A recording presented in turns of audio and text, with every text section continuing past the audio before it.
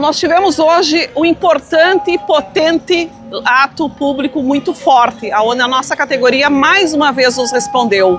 Saímos encaminhada da frente do IP Saúde, lá colocando as nossas pautas, as nossas reivindicações, viemos até a praça, fizemos um grande ato público importante aqui na frente, com várias falas, tanto dos sindicatos, da Frente dos Servidores, quanto os nosso pessoal, os deputados que apoiam as nossas reivindicações na questão pública.